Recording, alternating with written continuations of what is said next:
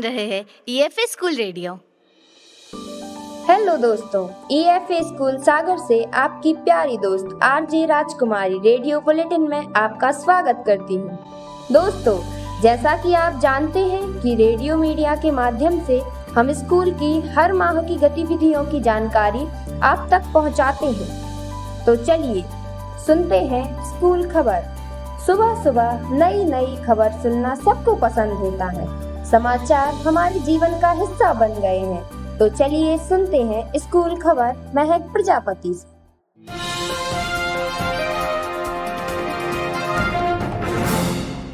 नमस्कार मित्रों, मैं ईएफए सागर से महक प्रजापति। तो आइए सुनते हैं स्कूल खबर। दिनांक 2 दिसंबर को विद्यालय में संविधान दिवस के तहत छात्राओं को मौलिक अधिकार और कर्तव्यों से अवगत कराने के लिए अजीब जी प्रेम जी फाउंडेशन की ओर से एक दिवसीय कार्यशाला आयोजित की गई। दिनांक 6 दिसंबर से 16 दिसंबर तक विद्यालय में अर्धवार्षिक परीक्षा संपन्न हुई। दिनांक 18 दिसंबर को संभाग स्तरीय अनुगूंज कार्यक्रम में विद्यालय की छात्राओं ने अपनी प्रस्तुति दी। विद्यालय की लगभग 368 छात्राओं ने फ्यूजन डांस, बुंदेली लोकगीत, नाटिका, सरस्वती वंदना, मंच संचालन, रंगोली, चित्रकला, पेपर क्राफ्ट, मूर्तिकला सहित अनेक विधाओं में अपनी सहभागिता दी। कार्यक्रम की शुरुआत सरस्वती वंदना से हुई। विद्यालय की छात्राओं ने ग्रामीण संस्कृति एवं बुंदेली लोक कला का परिचय देने वाले सामूहिक बुंदेली गीत की अभिनय युक्त प्रस्तुति देकर श्रोताओं का मन जीत लिया। छात्राओं ने युवा पीढ़ी को माता पिता की सेवा करने का संदेश देते हुए छात्राओं ने नाटिका की प्रस्तुति दी, जिससे सभी दर्शकों को भाव विभोर कर दिया। विद्यालय द्वारा इंडियन फ्यूजन लाइट डांस की मनमोहक प्रस्तुति से सभागार तालियों की गड़गड़ाहट से गूंज उठा। विद्यालय की छात्राओं ने राम, लक्ष्मण, सीता जी की सुंदर मूर्तियां बनाई। विद्यालय की छात्राओं द्वारा बनाया गया सेल्फी पॉइंट फ्रेम एवं तितलियां आकर्षण का केंद्र रही, जिसमें सभी अतिथियों, शिक्षक, विद्यार्थियों एवं अभिभावकों ने अपने फोटो खींचकर आनंद लिया। 19 दिसंबर को इंदिरा गांधी राष्ट्रीय मानव संग्रहालय भोपाल में आयोजित बाल रंग कार्यक्रम में विद्यालय की छात्राओं ने लोकगीत, नृत्य, एकल अभिनय एवं निबंध प्रतियोगिता में अपनी सहभागिता की, जिसमें निबंध में सृष्टि दांगी ने द्वितीय स्थान प्राप्त किया। दिव्यांग छात्राओं में बबली काची ने एकल अभिनय में प्रथम स्थान प्राप्त किया। 26 दिसंबर को विद्यालय में वीर बाल दिवस मनाया गया। कार्यक्रम के मुख्य अतिथि सिख समाज के कार्यकर्ता एवं ट्रांसपोर्ट यूनियन के वक्ता परमिंदर सिंह दुग्गल, संयुक्त संचालक डॉक्टर मनीष वर्मा, सहायक संचालक डॉक्टर आशुतोष गोस्वामी थे। सिखों के 10वें गुरु गोविंद सिंह के वीर पुत्रों साहिबजादा जोरावर सिंह एवं फतेह सिंह, जिन्होंने 9 एवं 6 वर्ष की अल्पायु में मातृभूमि के लिए अपने प्राणों की आहुति दी। इन महान सपूतों शौर्य एवं बलिदान प्रेरणा लेने हेतु वीर बाल दिवस बड़े ही उत्साह से मनाया गया। कार्यक्रम में ऑनलाइन क्विज, लघु फिल्म प्रदर्शन, निबंध लेखन, कविता लेखन, चित्रकला, रंगोली इत्यादि प्रतियोगिता का आयोजन किया गया, जिनमें विद्यालय की छात्राओं ने उत्साहपूर्वक भाग लिया। प्रथम, द्वितीय एवं तृतीय स्थान प्राप्त करने वाली छात्राओं का पुरस्कार दिया गया। धन्यवाद। स्कूल खबर सुनकर चलते हैं चटपटी कहानियाँ सुनने। कहानियाँ जो आपको अनोखी दुनिया की सैर करा देती हैं। कहानियाँ सिर्फ मनोरंजन ही नहीं कराती, बल्कि हमें अच्छी शिक्षा भी देती हैं। तो चलिए सुनते हैं चटपटी कहानी सानिया बहना से। हेलो दोस्तों, मैं ईएफए पंडित रविशंकर शुक्ल शासकीय कन्या उच्चतर माध्यमिक विद्यालय सागर से मैं आप सबकी प्यारी दोस्त सानिया बहना लेकर आई हूँ प्रेरणादायक कहानी मक्खी का लालच। एक बार एक व्यापारी अपने ग्राहकों को शहद बेच रहा था। तभी अचानक व्यापारी के हाथ से फिसलकर शहद का बर्तन गिर गया। बहुत सा शहद भूमि पर गिर गया। जितना शहद ऊपर से उठाया जा सकता था उतना व्यापारी ने उठा लिया। परंतु कुछ शहद फिर भी जमीन पर गिरा रह गया। कुछ ही देर में बहुत सी मक्खियाँ गिरे हुए शहद पर आकर बैठ गईं। मीठा मीठा शहद उन्हें बड़ा अच्छा लगा। वह जल्दी जल्दी उसे चाटने लगी। जब तक उनका पेट भर नहीं गया वह शहद चाटती रहीं। जब मक्खियों का पेट भर गया और उन्होंने उड़ना चाहा तो वह उड़ ना सकी, क्योंकि उनके पंख शहद में चिपक गए थे। उड़ने की बहुत कोशिश की परंतु वह उड़ ना सकी। वह जितना छटपटाती उनके पंख उतने चिपकते जाते, उनके सारे शरीर में शहद लगता जाता। काफ़ी मक्खियाँ शहद में लोटपोट होकर मर गईं। बहुत सी मक्खियाँ पंख चिपकने से चटपटा रही थीं, परंतु तब भी नई मक्खियाँ शहद के लालच में वहाँ आती रहीं। मेरी और चटपटाती मक्खियों को देखकर भी वह शहद खाने का लालच नहीं छोड़ पाई। मक्खियों की दुर्गति और मूर्खता देखकर व्यापारी बोला, जो लोग जीव के स्वाद के लालच में पड़ जाते हैं वह उन मक्खियों के समान ही मूर्ख होते हैं। स्वाद को थोड़ी देर के सुख उठाने के लालच में वह अपने स्वास्थ्य को नष्ट कर देते हैं और रोगी बनकर तड़पते हैं और जल्द ही मर जाते हैं। इस कहानी से हमें ये प्रेरणा मिलती है कि हमें कभी भी लालच नहीं करना चाहिए। भाई वाह, कहानी सुनकर तो बचपन का जमाना याद आ गया। आपको भी अपना बचपन और नानी की कहानी याद आ गई होंगी। तो चलते हैं सैर सपाटा की ओर, जो लेकर आई है खुशी लड़िया। नमस्कार दोस्तों, मैं EFA सागर से खुशी शिल्पी आप सभी के साथ लेकर आई हूँ सैर सपाटा की ओर। आइए हम आपको लेकर चलते हैं मंसापुरी बालाजी के मंदिर की ओर, जो कि ये धर्मश्री में सागर में स्थित है। हम अपने परिवार के साथ बालाजी मंदिर घूमने गए। आप अगर राजस्थान के मेहंदीपुर बालाजी के दर्शन नहीं कर पा रहे हैं तो आप सागर के धर्मश्री में विराजे मंसापुरी बालाजी मंदिर में जाकर अपनी मुराद मांग सकते हैं। यहाँ पहुंचकर न केवल आपके दर्शनों की अभिलाषा पूरी होती है बल्कि आपकी मनोकामनाएं भी पूर्ण होती हैं।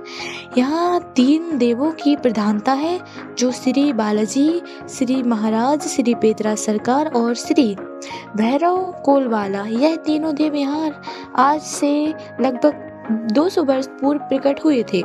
इनके प्रकट होने से लेकर अब तक 12 महंत इस स्थान पर सेवा पूजा कर चुके हैं और अब तक इस स्थान के 3 महंत इस समय भी विद्यमान हैं। माना जाता है कि हनुमान जी भगवान यहाँ की मूर्ति अपने आप ही बनी हुई है, इन्हें किसी भी कलाकार ने नहीं बनाया है। वह यह भी कहा जाता है कि इस मंदिर के पुजारी महंत को सपना आया था कि सपनों में उन्होंने तीनों देवों को देखा था।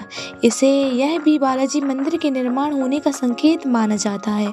कहा जाता है कि प्रभु बैकुंठेश्वर या बालाजी को भगवान विष्णु अवतार होते हैं। ऐसा माना जाता है कि प्रभु विष्णु ने कुछ समय के लिए स्वामी पुष्करों को कहा था कि हनुमान जी महाराज को अर्जी लगाने से हर दुख तकलीफ दूर होती है, बेसहारों को सहारा बनते हैं। मंदिर के प्रकाश चंद बाबा बताते हैं कि 10 मई 1999 को हनुमान जी की सवारी आई थी। तब उन्होंने प्रेरणा दी थी कि धर्मश्री में बालाजी मंदिर का निर्माण होना चाहिए। 19 जुलाई 2000 यहाँ पर भूमि पूजन हुआ और तब मंदिर का निर्माण कार्य शुरू हुआ। इसके बाद यहाँ पर माँ कामाख्या, माँ काली, पंचमुखी महादेवी, शेषनाग, पेतरा सरकार, सालासर बालाजी के मंदिर भी हैं। हम लोगों ने वहाँ पर सभी मंदिरों के दर्शन किए और वहाँ पर हम लोगों ने बाटियाँ भी बनाई। तो बताइए दोस्तों, आप सभी को कैसा लगा हमारा मंसापुरी बालाजी मंदिर का सैर सपाटा। सैर सपाटा करके तो आनंद आ गया। यदि सैर मंदिर की हो तो मन भी भक्तिमय हो जाता है। तो चलिए दोस्तों, अब कुछ नए अंदाज में कुछ सुनते हैं। अंदाज अपना अपना में जो लेकर आई हैं रानी विश्वकर्मा। नमस्कार दोस्तों, मैं EFA सागर से रानी विश्वकर्मा आपके लिए लेकर आई हूँ एक गीत। आए हैं हम दूर दूर से सबको यह समझाने, भेदभाव को मिटा प्यार का मन में दीप जलाने। आए हैं हम दूर दूर से सबको यह समझाने, भेदभाव को मिटा प्यार का मन में दीप जलाने। हमारा प्यार है अमर, हमारी एक ही डगर, हमारा प्यार है अमर, हमारी एक ही डगर। एक ही मिट्टी एक ही गुलशन, क्या ये जुदा जुदा हैं, रंग बिरंगे फूल खिले हैं, खुशबू जुदा जुदा है। एक ही मिट्टी एक ही गुलशन, क्या ये जुदा जुदा हैं, रंग बिरंगे फूल खिले हैं, खुशबू जुदा जुदा है। जीवन का है स्रोत एक ही आए हैं समझाने, जीवन का है स्रोत एक ही आए हैं समझाने। हमारा प्यार है अमर, हमारी एक ही डगर, हमारा प्यार है अमर, हमारी एक ही डगर। भिन्न भिन्न बोली है हमारी, भिन्न भिन्न भाषाएं, भिन्न भिन्न है जाति हमारी, एक ही है आशाएं। भिन्न भिन्न है बोली हमारी, भिन्न भिन्न भाषाएं, भिन्न भिन्न है जाति हमारी, एक ही है आशाएं। हमारा प्यार है अमर, हमारी एक ही डगर, हमारा प्यार है अमर, हमारी एक ही डगर।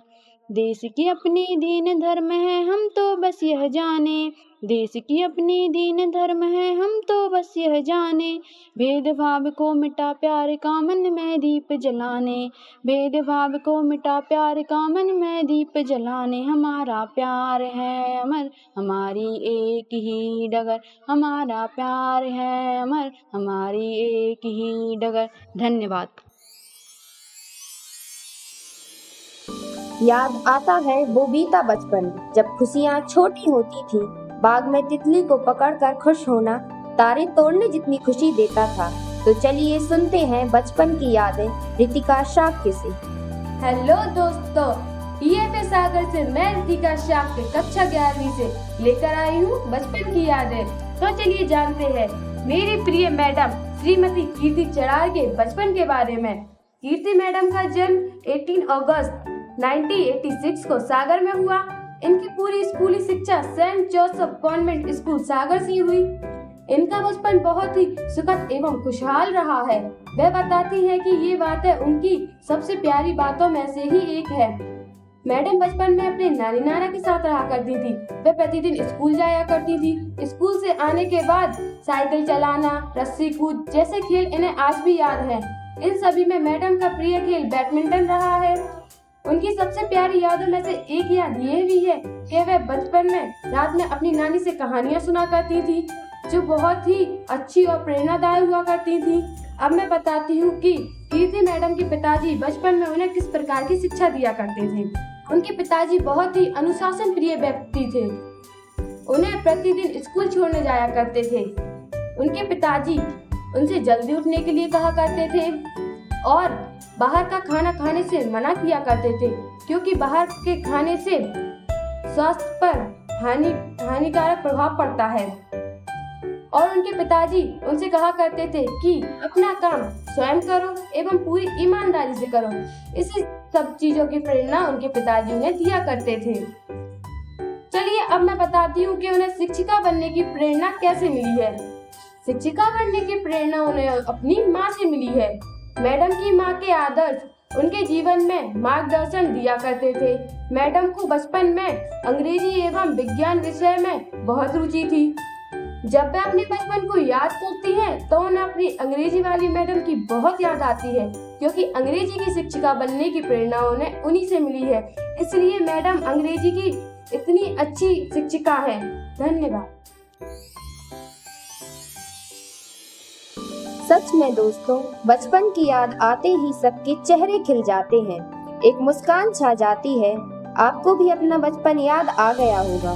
तो दोस्तों, अब बचपन से निकलकर थोड़े बड़े हो जाते हैं और जानते हैं अपने सवालों के जवाब सपने और सवालों में। नमस्कार, EFA स्कूल सागर से मैं वैशाली साहू। सपने और सवालों में हम जानते हैं कुछ सवालों के जवाब डॉक्टर सुभा मिश्रा मैम से। नमस्ते मैम। नमस्ते बेटा। जैसा कि वार्षिक परीक्षा नजदीक आ रही है, परीक्षा का समय विद्यार्थियों के लिए बड़ा ही कठिन होता है। अंग्रेजी विषय को लेकर मैं आपसे कुछ प्रश्न पूछना चाहती हूँ। मैम, परीक्षा के तनाव को कैसे कम कर सकते हैं? परीक्षा के तनाव को समय सारणी बनाकर जो विषय आसान लगते हैं उन्हें पहले से तैयार करें और एक तरफ रख दें तथा केवल उनका रिवीजन करें। अन्य विषय जैसे विज्ञान, गणित, अंग्रेजी, इनका रोज प्रतिदिन पढ़ें और पुराने प्रश्न जो लगातार परीक्षाओं में आते हैं उन प्रश्न पत्रों का अभ्यास करें। मैम, अंग्रेजी को याद करने का सबसे आसान तरीका बताइए। अंग्रेजी ही नहीं बेटा, किसी भी विषय को इसी तरह समझकर याद करना चाहिए। स्पेशली अंग्रेजी में जो स्पेलिंग कठिन लगे उसे लिखकर याद करें। मैम, अंग्रेजी के पेपर की तैयारी हम बच्चों को सबसे पहले कैसे करनी चाहिए? अंग्रेजी के विषय की तैयारी के लिए सबसे पहले हमें अनसीन पैसेज को सॉल्व करना सीखना चाहिए। नोट मेकिंग, एप्लीकेशन और लेटर का फॉर्मेट सीखना चाहिए। पैराग्राफ राइटिंग जो है हमें आनी चाहिए। मैम, आप विद्यालय में अंग्रेजी पढ़ाती हैं। क्या आप बता सकती हैं कि सपने साकार करने में अंग्रेजी कैसे मददगार साबित होगी? अंग्रेजी अंतर्राष्ट्रीय भाषा है। हर क्षेत्र में इसकी आवश्यकता होती है। विशेषकर तकनीकी युग में कंप्यूटर, मोबाइल सभी कुछ हम अंग्रेजी की मदद से ही चलाते हैं। थैंक यू मैम, आपके द्वारा दी गई जानकारी हमारे लिए बहुत ही आवश्यक है।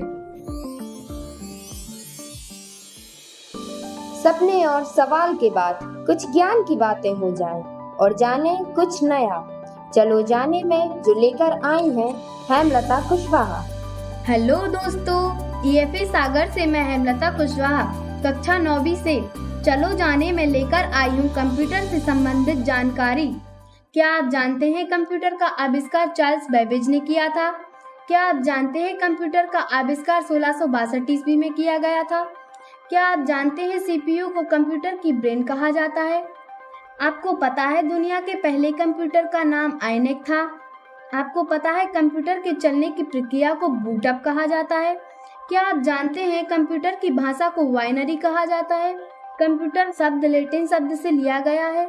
क्या आप जानते हैं कंप्यूटर पर दिखाई देने वाला सारा कामकाज ऑपरेटिंग सिस्टम के द्वारा किया जाता है? क्या आपको पता है कंप्यूटर का पहला आविष्कार संयुक्त राज्य अमेरिका में हुआ था? धन्यवाद। तो कैसी लगी कंप्यूटर की जानकारी? तो अब चलते हैं कविता सुनने। कविताएं जीने की सही शिक्षा देती हैं। कविताएं मानव जीवन में संजीवनी का काम करती हैं। तो चलिए दोस्तों सुनते हैं कविता। नमस्कार दोस्तों, मैं रितु साहू EFA स्कूल सागर से आपके लिए एक कविता लेकर आई हूँ। युग युग से है अपने पथ पर, देखो कैसा खड़ा हिमालय। डिगता कभी न अपने प्रण से, रहता प्रण पर अड़ा हिमालय। जो भी बाधाएं आई उन सब से ही लड़ा हिमालय। इसलिए तो दुनिया भर में हुआ सभी से बड़ा हिमालय। अगर ना करता काम कभी कुछ, रहता हरदम पड़ा हिमालय। तो भारत के शीश चमकता, नहीं मुकुट सा जड़ा हिमालय। खड़ा हिमालय बता रहा है, डरो न आंधी पानी में। खड़े रहो अपने पथ पर, सब कठिनाई तूफानी में। डिगो न अपने प्रण से तो सब कुछ पा सकते हो प्यारे। तुम भी ऊंचे हो सकते हो, छू सकते हो नभ के तारे। अचल रहा है जो अपने पथ पर, लाख मुसीबत आने में। मिली सफलता जग में उसको, जीने में मर जाने में। धन्यवाद। कविता सुनकर तो मजा आ गया। कविता के बाद चलते हैं टीचर ऑफ द डे में। ज्ञान से बड़ा कोई दान नहीं और गुरु से बड़ा कोई दानी नहीं। तो जानते हैं अपने शिक्षक के बारे में सृष्टि रजक से। नमस्कार, मैं सृष्टि रजक EFA पंडित रविशंकर शुक्ल शासकीय कन्या उच्चतर माध्यमिक विद्यालय सागर से रेडियो बुलेटिन में लेकर आई हूँ टीचर्स ऑफ द डे। तो टीचर्स ऑफ द डे में आज हम जानेंगे हमारे विद्यालय की शिक्षिका श्रीमती पूजा खरी जी के बारे में।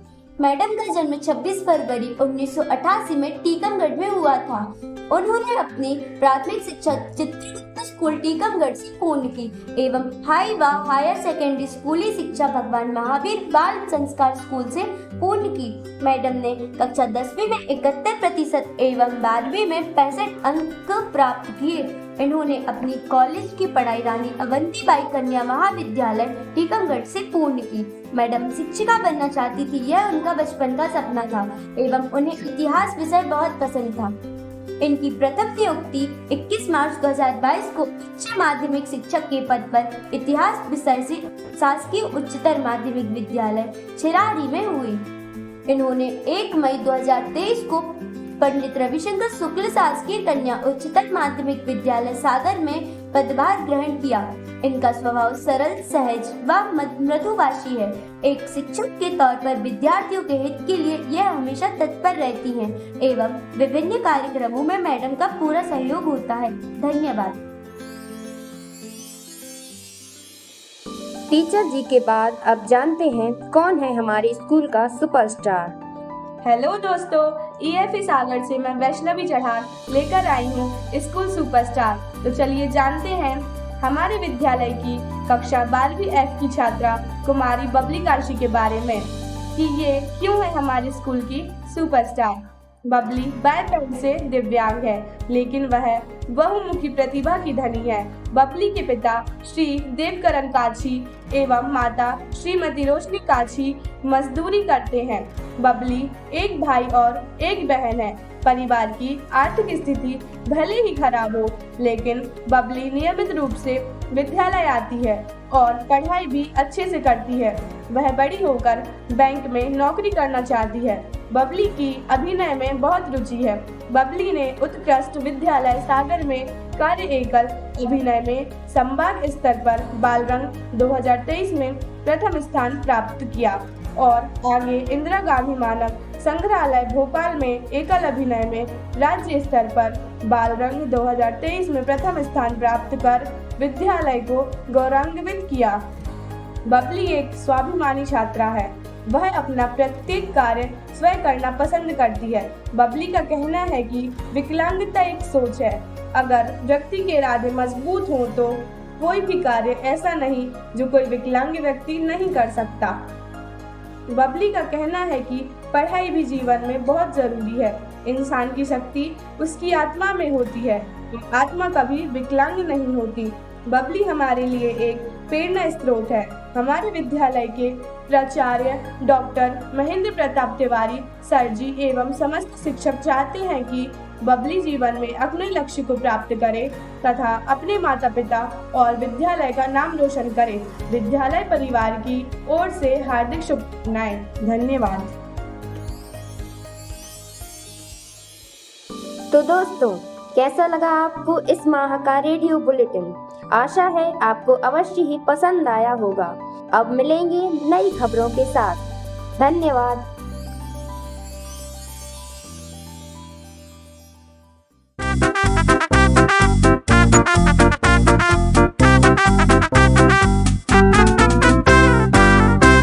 आप सुन रहे थे EFE स्कूल रेडियो।